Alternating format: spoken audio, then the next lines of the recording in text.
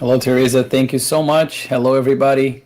Good morning, good afternoon, good evening, wherever and whenever you are listening to this talk. And in this talk of today, we're going to be speaking about planetary transition. We're going to be approaching the subject that has been in the forefront of a lot of spiritist talks. That is how our Earth, how our planet, our house is currently evolving. And I want to start with this passage from John chapter 14, where Jesus said, "In my Father's house are many mansions." And some translations, like the New International Version, say many rooms, but the idea is the same. The idea that in my Father's house, our Heavenly Father, there are many mansions.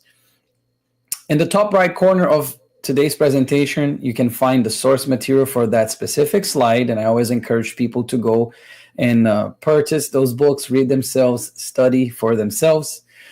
And in this one, in the Gospel according to Spiritism, we have the spirits telling us that the house of the Father, with capital F, is the universe. And the different mansions are the worlds which circulate in infinite space and offer the spirits, with capital S, who incarnate on them dwelling places corresponding to their progress. So they are explaining to us that the Father's house, or the mansion, the house is the universe, and in these different rooms or these different mansions in that house are exactly the different places that spirits can incarnate and dwell and progress. The condition of these various worlds differ from one another with respect to the degree of elevation or inferiority of their inhabitants. So we're already trying to understand and starting to understand that there is a variation between the degree and the level of elevation of these worlds, of these many different mansions. Some are going to be inferior to Earth, some are going to be superior to Earth. So we don't have a lot of other Earths or just Earths out there. We have different levels and different types that will very much be congruent with the level of the spirits that need to incarnate and dwell and continue their own evolution in those worlds. And when we're thinking about the universe, we already know that there is so much that we don't know. We have that understanding. We have that humble idea or humble notion that there is so much out there still to be discovered, still to be known. They're going to continue by saying that in the inferior worlds, existence is all material. Passions are sovereign and morality is almost nil. At the same time as the soul is progressing, the material influences diminish to such an extent that in the elevated worlds, life is, by way of saying, all spiritual. So what are they saying here? They are saying that in these inferior worlds that are inferior to Earth, and we're going to see in a little bit the classification or the different rankings, let's call, of these worlds. In these worlds, the existence is all material, meaning the passions, rule, behaviors, morality is almost nil, almost non-existent. So as these worlds and the inhabitants progress, there's a shift between the material influence and the spiritual influence. And they're saying that in the elevated worlds, the life on its own is basically spiritual. So these inhabitants of this planet, such like Earth, for instance, they accompany the progress through a process that I called, for us to understand here, this spiritual symbiosis. The idea of the symbiosis that I'm trying to convey with this term is this notion that when there's in nature, when we find two organisms living in association and both receiving an advantage, both getting something out of that association, that interaction. Similarly, us, with the planets that we inhabit, or in this example, Earth, we are evolving as Earth is evolving. Earth is evolving as we're evolving in this process, that we're both progressing as spirits and as the houses that we inhabit. Still in the gospel, according to Spiritism, we find that progress is a law of nature. All beings of creation, be they animated or not, have been submitted to this law through the bounty of God, who wishes everything to be exalted and to prosper. Progress is a law of nature, meaning it's a law. It's not an alternative, it's a law. We have authors such as Joanna De Angelis in her extensive collection of psychological series, in her books, explain that the only determinism, the only fatality that we will encounter is plenitude. As we march and we have our spiritual depuration, and as we progress, we're going to reach that point where we have the individuation process and we reach the plenitude. It's a law. We may speed that process or we may slow that process, but progress is happening, same as with the planet. And so as the living beings progress morally, the spirits are going to say, so the world in which they live progress materially. Specifically to our world, that is still a world where the material aspect or the material side is very strong, exerts a lot of influence in the spiritual aspect. As we progress morally, as we take that next moral step in our evolution as a society, as individuals, these worlds are going to progress materially. The house is going to be better as we are also better. And I wanted to bring here the categories. This is according to TGAS, meaning the Gospel According to Spiritism, the same book that I showed in previous slides. The spirits were asked to give us some categories, because I think it's in our nature to be curious and to want to categorize things. So they asked, what are the types of worlds out there? What are these different mansions, And the Spirit said that these worlds are divided in general terms by virtue of the state that they are in and the destiny that they bring with them, and based on the features of each planet. So the first of those categories that they gave us is called the primitive worlds. So it's a type of world, the primitive world. And in this one, the Spirit said that these worlds are destined to receive the initial incarnations of the human soul. So receive the initial incarnations of the human soul, which on itself, the human condition of that soul is already the result of progress. So the first iterations, let's call, of humans, or these humane bodies, we can find those in these types of worlds, these primitive worlds.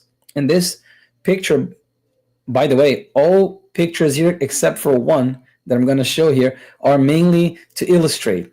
This one right here is not mainly to illustrate. This one is actually the type of planet that we live in, Earth. So on Earth we have tests. It's a planet of tests and atonements, and they explain that it's where evil predominates.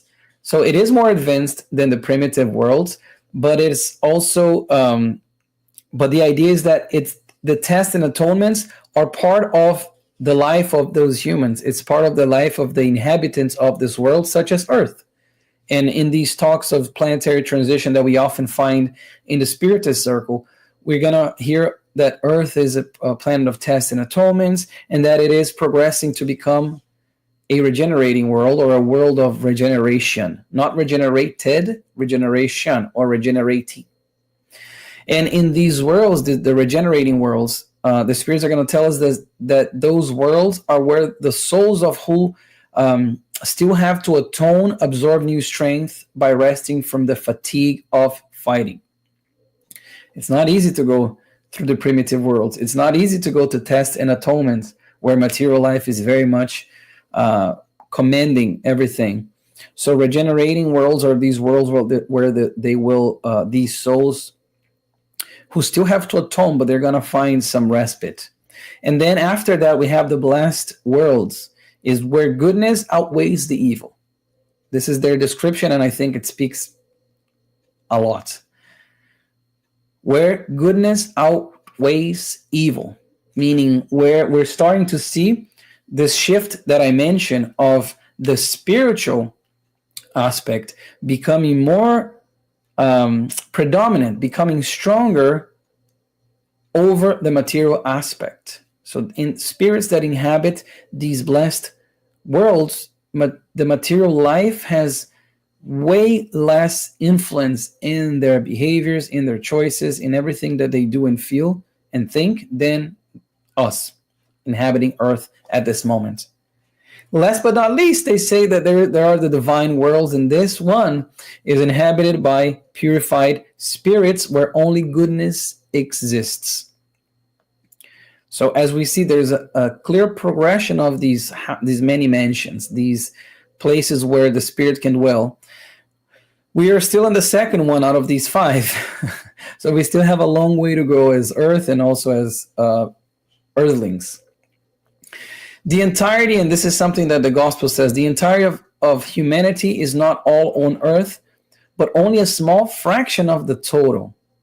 So they're talking that the entirety of humanity is not on Earth, and that's interesting. And they say, in effect, the in my Father's house human species covers all those endowed with reason who inhabit the innumerable orbs of the universe. So as humans, they're saying we can understand that we are these species endowed with reason, with this more advanced thinking than in the primitive worlds or in the other types of animal bodies that the soul can inhabit. So this idea here is that the entire humanity is not here, and which is something that can be very, somebody can be taken aback by that type of information, thinking, okay, there are humans on other worlds. According to that definition, yes, there are humans on other worlds. And they say that many are surprised, this is what the spirits are saying in the gospel according to Spiritism, that on earth there is so much badness, so many crude passions, so many miseries in every kind of sickness. From this they conclude the human species is a very miserable one. This judgment comes from the very narrow point of view of those who emit it, which gives a false idea of the whole. We must consider, however, that in actual fact the entirety of humanity is not all on earth, but only a small fraction of the total. And there are a few analogies that we can find in the Spiritist circle as well, in the books and everything that we have in our bibliography about analogies of the earth as being a hospital or as being a prison. Manuel Filomeno de Miranda, who is a spiritual author that Divaldo psychographs for, is, I'm going to show a book by him in this talk today, where he says that the earth is still the teaching hospital for souls in search of real health and knowledge of the divine laws. So he's making the comparison of earth being this hospital. We also have that earth, some say that the earth is sort of like a prison where we deviant spirits have to atone to the things that we have done wrong in the past. And the main idea here from this is for us to understand that the entire humanity is not here, and if we were to judge, and they say it would be a great mistake to judge all of the inhabitants of a city by those who only live in the lowest and sordid places. So if we have somebody who came to earth, and let's imagine an example here, and they wanted to see what humans behave like, what they're like, if we take them to a hostel where there's a lot of suffering, would that be a good or a very accurate depiction? Probably not. Or a prison? Probably not an accurate depiction of the entirety of the humanity that inhabits the earth. But one analogy that also is made about earth, and that I like a lot, and I'm going to use this one today, is that the earth is like a school. And in thinking about this topic and thinking about this lecture, one thing that I kept trying to create was an analogy that went deeper and beyond just saying that it's like a school. So this is what I came up with, and I hope it helps clarify and solidify some of this information. Let's imagine, and we're in the I'm speaking from the United States, and here we have these different schools. So we have elementary school, first grade to fourth grade, middle school, fifth grade to eighth grade, and then high school, ninth grade to 12th grade, and then after that, etc. So for school specifically, let's imagine that Earth in its current condition is considered a middle school. So if we think about the primitive worlds, this analogy that I created, if we think of them as the elementary school, and the grade level, meaning the academic advancement of the student, is in this analogy, the advancement of the spirit, okay? So in the primitive worlds, we have students from first grade to fourth grade. As they go through middle school, fifth grade to eighth grade, they will be learning way more complex subjects than they learn in first grade and fourth grade. Also, more is going to be expected of an eighth grader than it is expected of a second grader in terms of behavior, in terms of knowledge, in terms of academic achievements. So again, making the comparison between academic and our own evolution. So let's say that Earth nowadays is a middle school. But what's happening is in this planetary transition, Earth is going to become a high school, regenerating world. And in high school, there is ninth grade to 12th grade. So when we hear people talking about planetary transition, and we hear about some speakers that comment that we must improve, otherwise we're not gonna be able to continue to live on Earth, or these spirits that have erred too much and too deeply, they will not be able to continue here. And a lot of people have difficulty understanding why, how is that possible? So this analogy is the one that I came up with, because as if to say, when we are, let's say, in eighth grade, we must have academic achievements to be able to go to ninth grade. But for whatever reason, if everybody in an eighth grade class, if there is, say, for whatever reason, a student doesn't want to study and he fails all his classes because he's rebellious, when that school, that physical school that used to be a middle school, is only going to be high school, he will have to literally, physically go to another school, because that school is becoming only a high school now. It's not a middle school anymore. So that eighth grader or the seventh grader they're gonna have to go to a different school physically. Again, making the analogy for us to understand how there's going to be this displacement, and has been throughout the whole history of spirits going through other worlds. And the idea of the high school, again, you have ninth grade to 12th grade. And when those who are more advanced, let's say the 12th graders here, they have because of the law of society, they have the incumbents of teaching the ninth graders, the 10th graders, and so forth and so on. On the book, On the Way to the Light, this one is by Emmanuel, psychographed by Chico Xavier. He's going to tell us that we watch as souls change their garments of flesh over the incessant courses of the centuries. The early organizations of humankind pass away, as do its great cities, transformed into silent boneyards. Now, one can see the unbreakable thread that runs through the centuries of earthly experiences, harmoniously linking one to the other so that they may be the immortal treasure, sorry, I misspelled that, of the human soul on its glorious ascent toward the infinite. So he's talking about how we change our fleshly garments, how we change our bodies, and the soul persists, because the soul is immortal. And as we change the bodies that we inhabit, we change the worlds that these bodies are going to inhabit as well.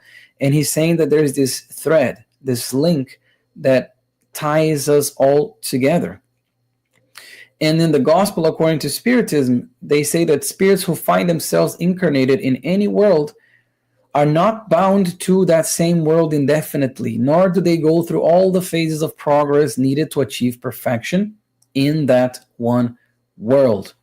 So this is very important for us to understand once again, that these different worlds are these stations where the spirits will find the elements that they need for progress that are very much in accordance with their degree of perfection. So the spirits who still are very primitive, very tied to the material aspect, they're going to incarnate in a primitive world. But those who have reached further, accomplished further things spiritually speaking, they're not going to be in a primitive world. Just like the 12th grader from my example of the high school is not going to go to the second grade to learn all those things again, because they already learned, they already went through that. When they reach the maximum degree of advancement their world has to offer, the spirits, when that spirit reached the maximum degree of advancement that the world has to offer, they then pass on to a more elevated one, and so on successively until they reach the state of purified spirits, which we will all achieve eventually.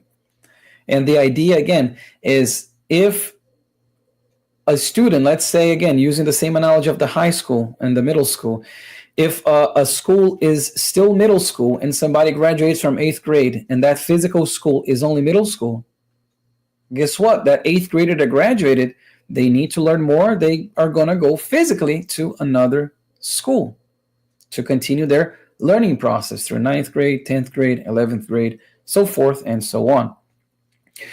It is a recompense, they say, to ascend to a world of higher elevation, just like sometimes it can be a punishment for spirits to be transported into worlds that are that are in a state of unhappiness compared to the ones that they were in. And we talk about, again, this amazing book called On the Way to the Light, about the Capella, which is 40 light years away from us in the Auriga constellation. And the inhabitants of Capella, they're going to say that many thousands of years ago, one of Capella's planets, which resemble Earth in many ways, meaning tests and atonements, reached the culmination of one of its extraordinary evolutionary cycles. So we can imagine it went to become a world of regeneration. The great spirit communities, director of the cosmos, thus decided to send those crime-hardened spirits here to faraway Earth, where they would learn to accomplish great conquest of the soul through pain and the hard work of its environment, while at the same time giving impetus to the progress of their less evolved brothers and sisters. Remember the 8th grader that I said that was very rebellious, and then his school is going to become, or has become, only a high school. That 8th grader that was very rebellious and did not graduate, he's going to have to go through to a different school. And in that school, let's think Capella and Earth here, in that school now, Earth, middle school, he's going to find 5th graders. He's going to find 6th graders. He's going to find those brothers and sisters that know less than he does. And he will have, like they're saying there, the impetus to help the progress of the other humans that are there. Thus, it was that Jesus, this is what they say, received that horde of suffering and unhappy beings into the light of his kingdom of love and justice.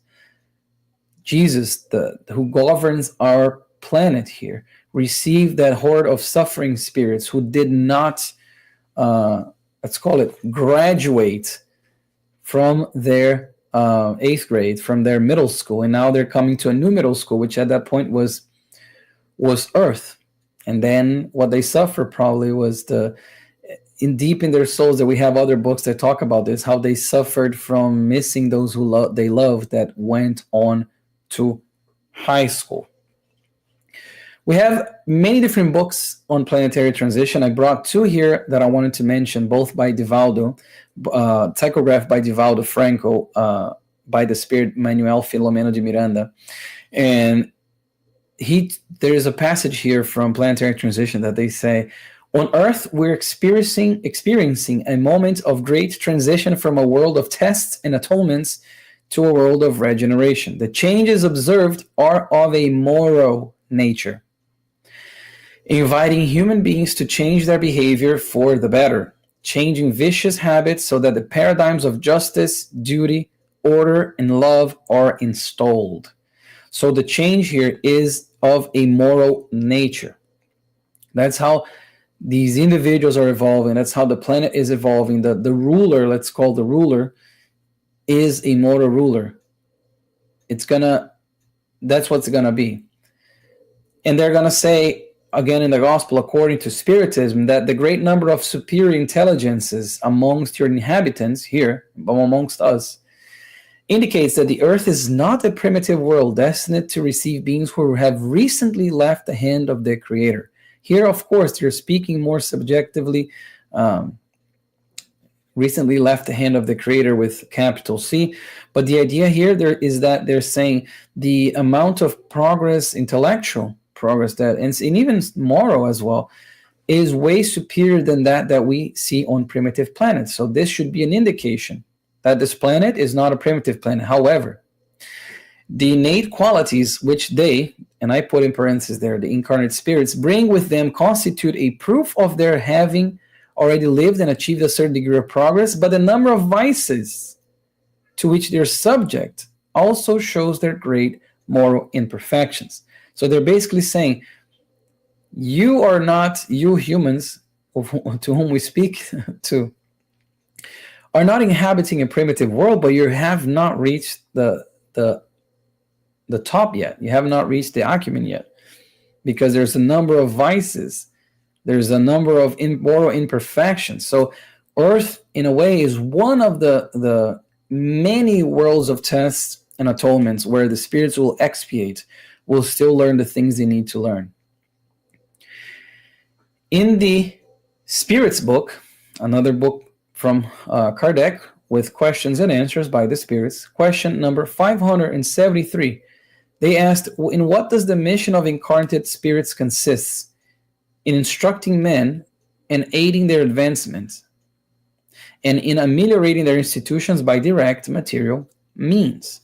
So the mission of these incarnate spirits, let's call them the 8th graders, is to help those who are a little less evolved, is to help those who are a little bit behind, and ameliorate their institutions, they say, as a society, by direct material means. And the material here piece is interesting, because as we think about how the worlds are developing, are evolving, the more evolved they are, I already said this, the less the material has any influence on it. And also it's made, and this is a parenthesis, it's made of matters, types of substances that we have no idea yet. We don't have the intelligence to know all of them yet. But the notion here is for us to understand that the spirits, and they continue, expelled from earth will atone for the hardening of their hearts in inferior worlds, where they will find beings in worse condition and will be responsible for making them progress, transmitting to them the product of the knowledge they have already acquired. Same example of the middle school who became a high school, that 8th grader who made it to 8th grade, so they definitely know a thing or two in terms of middle school. When they are translocated to a middle school, a new one, they're going to be able, and they're going to have to help the 5th graders, the 6th graders, 7th graders. So it's this idea of the spiritual symbiosis that I talked about, of Earth itself evolving, the planet itself evolving, the spirits evolving with it. The earth in the world of the spirits will not have to be transformed through a great destruction that would suddenly annihilate an entire generation. The current generation will gradually disappear and a new generation will come after. And this is a question that many ask. Are we going to have a big catastrophe? Are we going to have something that is completely abrupt, and will that indicate that we are now a world of regeneration? And what they're saying is the current generation, it will gradually disappear, gradually. And I bolded and underlined the word gradually there, for us to understand that the process is a gradual process. It's not going to be something abrupt. There's not going to be a very hard line distinguishing, okay, now we have a certificate, now we are the regenerating world, instead of a test and atonement. It doesn't work like that. And I brought also this talk here by the spirit called Marmont, 1861, we find in the Gospel according to Spiritism, where he here she's saying, while even a drop of blood drawn by the hands of men flows upon the earth, the true kingdom of God, wherein will reign peace and love, which will banish animosity, discords, and wars forever, will still not have been implanted on this planet. Meaning, while even a drop of blood is drawn by the hand of man, meaning if a brother or a sister is still hurting and killing a brother and a sister, the kingdom, the true kingdom of God, will not have been implanted on this planet. It doesn't take more than 10 seconds online for us to realize, or even to look around us and see that we're still not there. Definitely. It's still not the true kingdom of God where all these things are in place. But we are marching there. On the book, On the Way to a World of Regeneration, there is this passage that I thought was very important to bring here for us to understand the complexity of this planetary transition. There is this chapter, I think it's chapter 14, if I'm not mistaken, where they talk about the city of justice. And that's the city of justice is what they call that city, which in fact we'll see is not that at all.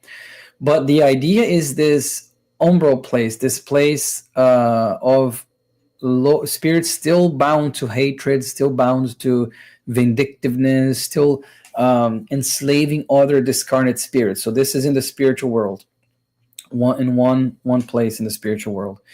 And they're talking, the author goes there, and I mean, they investigate and they see, and the descriptions in this book I recommend reading are very graphic. They're talking how, there's these birds, these scavenger habits flowing around the place, and their light barely reaches the place ever. There's thunder, and there is just cries of pain, and there's these human beings that are walking there that their paraspiritual body looks more like the Homo erectus from like when the world was primitive still.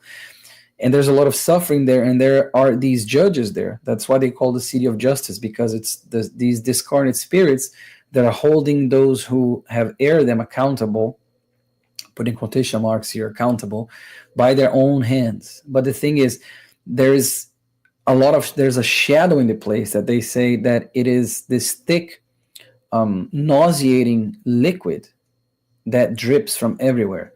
And the spirits explain to the author, Manuel Filomeno de Miranda, that those are the thoughts of the suffering thoughts, the thoughts of pain that have basically materialized, the mental horrors that happen. So what happens is, and they're saying here that this city of justice, in terms of location on Earth, they say it's located in a swampy region close to a chain of well-known mountains. We don't know which ones, but this is just for us to have an idea. And the whole point of me bringing this here is because what happens is that as they observe, they see that the physical constitution of the place was very similar to the Earth of a few billions years of organization and habitability, meaning it resembles very much a primitive world in a lot of, in many different senses. And Manuel Filomeno de Miranda, he's talking about how there is this whole community of spirits of light, of these engineers, of all these people who are there, and what they're going to do, because the Earth is going through this transition, this planetary transition to a world of regeneration. Places such as this will not be congruent anymore with the physical state, and more obviously spiritual state of the Earth. So what they do is they are removing, what they're doing, or what they end up doing is they remove this place, they transport this place, the city of justice on the spiritual world, to another planet that's going to house it. Because our planet will not, and have not, because this book was already written, so in the past, has no room for this type of cities of this nature anymore. So they're moving that. They're removing the city from, literally removing the city from this planet and taking it to another planet. But I wanted to bring this here for us to understand, again, the complexity of this topic, the complexity of this movement of the planetary transition and how many forces, how many beings of light are involved in this transition. Even though we look around, we may think that there's only bad things happening, but there's all these things happening, let's call it in the backstage, that we are not really aware of, but they're happening. Our dear Chico Xavier, he said that the third millennium promises us wonders, but if man, the son and heir of God, proves himself worthy of these concessions. So one thing that we must think here is that he's talking about this third millennium. He's talking about everything that we're destined to achieve and that are destined to become as well. There are wonders in our horizon. There are many amazing things in our horizon if we prove himself worthy by our actions, by utilizing our free will. And one thing also I wanted to mention that Kardec is very adamant about is for us to avoid falling into the temptation of giving into our curiosity and trying to search for specific dates, trying to search for specific signs, because again, it's not going to be something abrupt. But he's saying that, Kardec says this in the book Genesis, that the prediction of any event for a specific time is a sign of mystification. So again, Kardec very much tried to combat this idea of mystification, of these very subjective things in a way. And he's saying, don't worry too much about dates, basically. Just let's worry about what we can do. And talking about our dear conductor and master and brother, Jesus, in the book On the Way to the Light, it says, we must concur that Spiritism's efforts are almost, and I underline almost, they're greater than its strength. But the world is not at the disposal of earthly dictators. Earthly dictators, by the way, who will come to pass because they are going to evolve. They will eventually become discarnate spirits and going to reincarnate again in a different flesh. But they say that Jesus is the sole leader in the realm of immortal realities. And now that the world holds so many anguishing expectations, the regions closest to the earth are busy reestablishing truth and peace on the road to a new age. So he's saying that the world, he said this, that the world holds so many anguishing expectations. Just for context here, this is in this passage here is in the introduction of this book, On the Way to the Lights, psychographed by Chico. This book was psychographed in 1938, almost 100 years. And Emmanuel is talking about these anguishing expectations. What happened September 1st, 1939? World War I. So again, showing this process, we're going to see the baptism of suffering that happens when the world is changing, when the society is changing as well. But still in this book, to give a more positive hope, take on this, Emmanuel says that there's a community of pure spirits chosen by the Supreme Lord of the universe, whose hands hold the guiding reins of the life of all planetary collectivity. So we have these elevated spirits of light who are there overseeing, guiding us.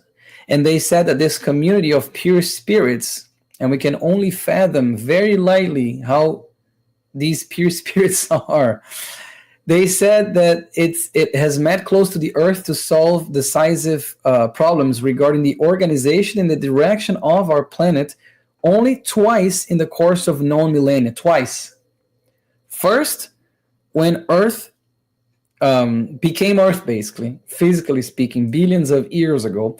And the second, they gathered again, this community of pure spirits, when Jesus was coming to Earth over 2,000 years ago, gracing us with his presence, with his teachings. And for us to understand too, that we are not adrift. We are not on our own, lost and going through all this suffering. We have our mentor, we have our guide who came here over 2,000 years ago physically, but who is still with us all the time, but came here physically over 2,000 years ago and taught us so much. And he is our mentor, our guide in this planet Earth.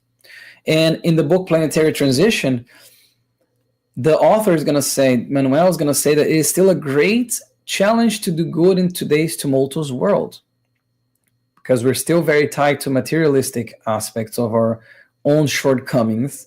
And when we're trying to do the good, oftentimes we'll find barriers. But he's saying, however, those who dedicate themselves to the practice of charity and the exercise of doing good should not be discouraged. Because if there are executioners from beyond always willing to carry out the heinous crimes, guardian angels also swarm, vigilant and quick in the execution of the legitimate fraternity. Whenever we're feeling alone, whenever we're feeling that we're losing our strength, whenever we feel hopeless in doing the good and being met with so many barriers, so many challenges, we must always remember this passage here. That even though there are these beings, these executioners ready to do the work of evil, whenever we are working in the good, the real good, we're going to have spirits, guardian angels swarming all around, helping us in the execution of the legitimate fraternity. But the time, Emmanuel is saying, has come when the forces of evil will be compelled to give up their final strongholds of dominion on earth. For all the darkness a new dawn shall appear. Consoling light will envelop the entire orb that has been regenerated in the baptism of suffering. It is a world of tests and atonements for a reason. It has that title for a reason. Suffering is this instrument, the chisel, that will help us progress and help us become better as a society and as our world as well. And Emmanuel here is giving this message of hope, saying these evil spirits that have these strongholds of dominion on earth, they're going to be gone. As we see, like I said, almost 100 years later, we have that book saying exactly what happened to the City of Justice. The spiritual human being will be melded with the physical one for the glorious march towards the unlimited. And Spiritism, having taken from the world's material ruins the divine soul of all religions perverted by humans, will connect them with the welcoming embrace of restored Christianity. So, Spiritism, the role of being the third consoler, is this idea of restored Christianity, because throughout the last 2,000 years, almost 2,000 years, or let's say the last, for sure, many centuries, there have been perverted views of Christianity, perverted ways that we have used Christ to justify heinous acts. But again, this relates to our own evolution as spirits, own evolution as a planet and as a society, as we're learning more and more what it truly means to be one with our Master. And I wanted to close today's talk by reading this passage here of Planetary Transition. As in every battle, difficult moments will arise, requiring balance and strengthening prayer. The fighters will be exposed in the world, misunderstood, challenged for being original in their conduct, for bothering the foolish who, faced with the impossibility of equaling them, will fight them and suffer several occasions of deep and apparent loneliness. However, they will never be lonely, because the spiritual solidarity of love will be with them, vitalizing them and encouraging them to continue. We are all part of this process. We all have a role that we must take upon, but remember, we are never alone. I wish everybody a blessed week.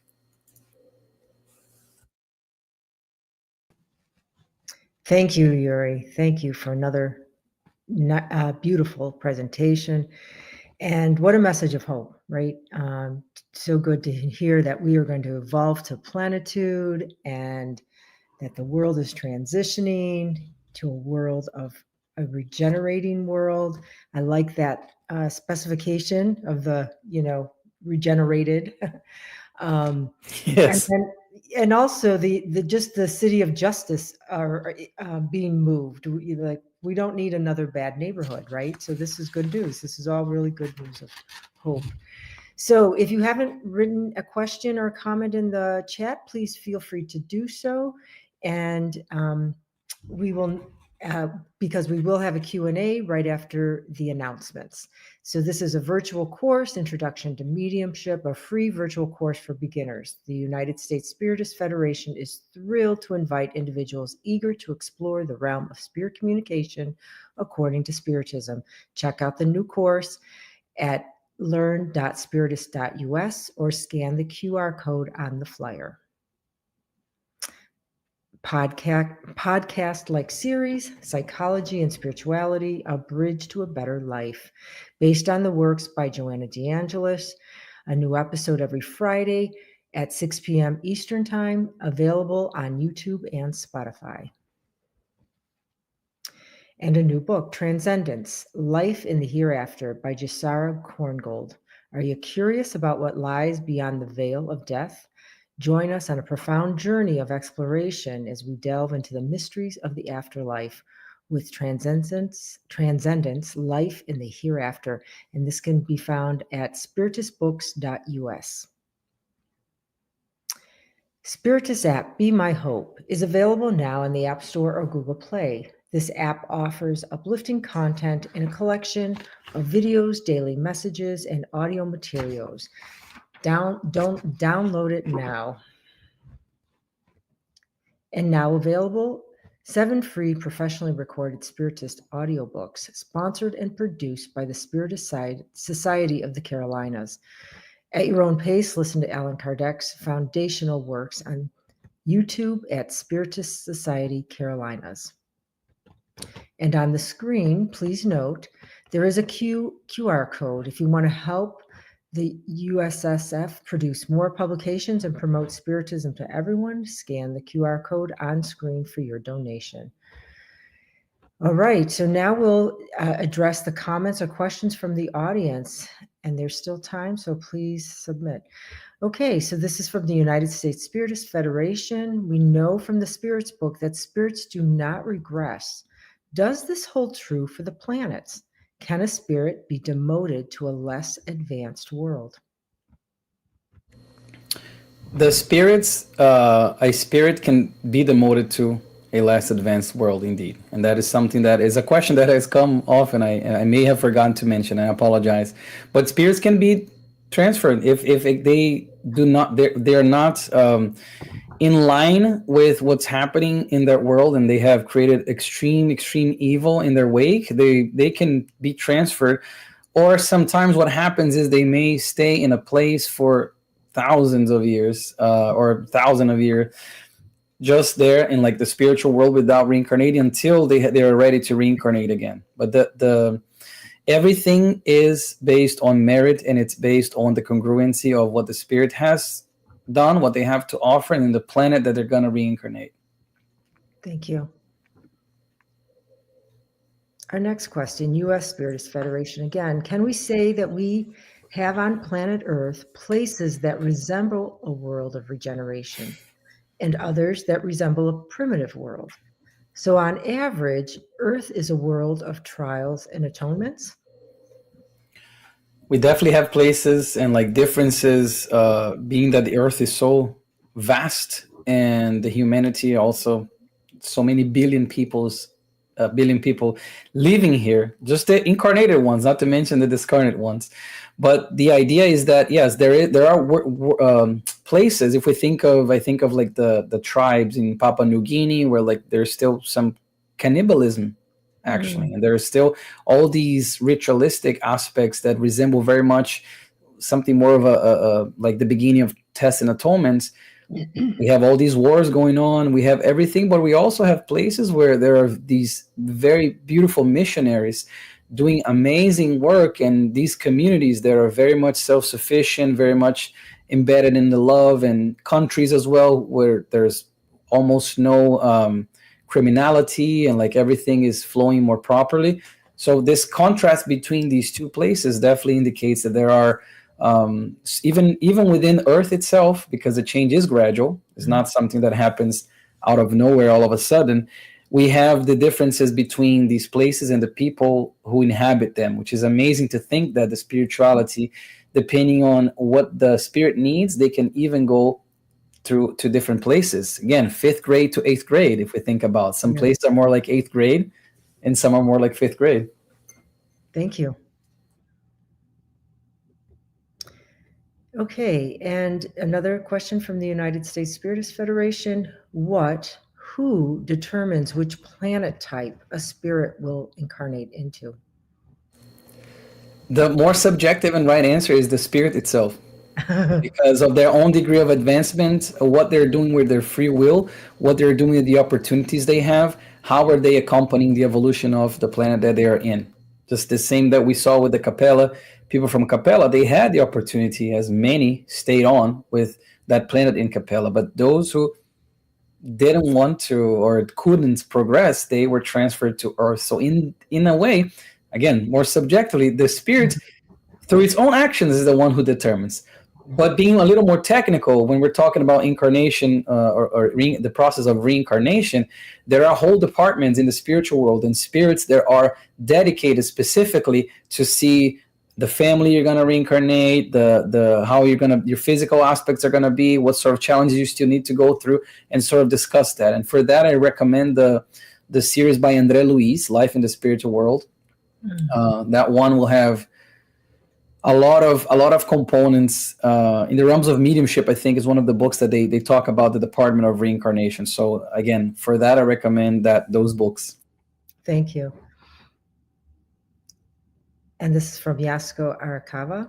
Hi, Yuri. Great material. Presently, I'm afraid that we are sensing more troubled individuals or groups close despite intellectual and technological advancements and facilities.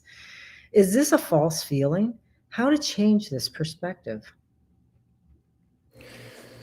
I'll start with the last question. The changing of the perspective is by studying and by even heeding the words of Manuel, of Emmanuel, of Joanne and DeAngelis, when they're saying for us to focus on the good, because there's a lot of good that's happening. But media sells what's bad because blood sells. It's what they say in marketing or journalism. Is unfortunately that's the reality. So we're led to think that there's our world is walking backwards. And I think there was a talk a couple of weeks ago by one of our friends here talking about how we're not walking backwards. In fact, we're walking forward. But the impression that we have, and I agree with Yasko, is that if we open the internet and we go on any news website, it seems that things are worse than they have ever been. And to add to your first comment, Yasko, or first comment there, I think we also have to remember that there are these spirits who are receiving like basically their last chance to be able to progress and take on the challenges that they need to take and expiate what they need to expiate in order for them to continue to be here. So there is a lot going on there too, like I said, in the back stage of the spiritual world, that we are now starting to understand, and we must have in conscience that we are not adrift. That's the message of hope that I wanna leave everybody with. Thank you again. Excellent. Okay, another question, United States Spiritist Federation. Do we have any effect on the transition of Earth to a regenerating planet? Just as with the law of progress, we can speed it up or we can slow it down. Of course, I'm talking about, if I talk about myself, I'm one in what, 8 billion incarnated ones. It may feel like everything I do is very small in comparison, but for that, I'm going to quote Mother Teresa that says, what I do may feel like a drop of water in the ocean, but without that drop, the ocean would be smaller. So yes, we can definitely have an effect on that change, but that we need to focus on what we are doing. Thank you. And here's our last question. how spiritists can present an optimistic view to those that think Earth and its population is going backwards and not progressing. And this is the International Spiritist Council. I think it's a lot of what the theme of this talk today is this, and I even ended with the role of spiritism, and I thank you for that question as well. Is we first knowledge, I think expanding, and this is something that spiritism that I appreciate a lot about the third consoler spiritism is that it expands our view, it widens our almost like a fisheye lens in camera, where it widens the view, and giving that receiving that new perspective helps us see that everything is connected, that everything has a purpose for happening, and that again we are not adrift. Nothing is. We're not walking backwards. We're walking forward, and as humans, as a planet. So I think spiritism, by providing that knowledge that widens the angle of our views, can very much help and be the word of hope that so many people need nowadays. Thank you. Thank you so much. And thank you, Yuri, and to everyone who has joined us today for this live talk, and to those who have been following our weekly Spiritist Talk series. So be sure to join us next week, March 29th, when Joao Korngold will be speaking about the Consoler, Emmanuel's responses to humanity's spiritual inquiries. And so now, Yuri, as we get ready to close, would you be willing to say the closing prayer? Sure. So let's close our eyes if we feel comfortable doing so. Let's sit in a comfortable position. And as one, let us elevate our thoughts to our Father. Let us thank our Father for being here today.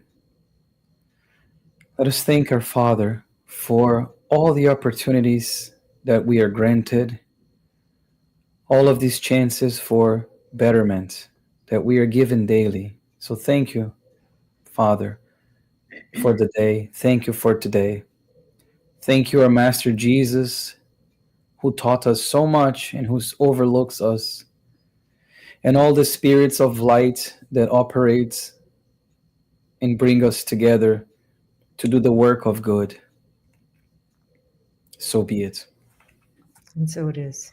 Thank you so much. We'll see you all next week. Thank you.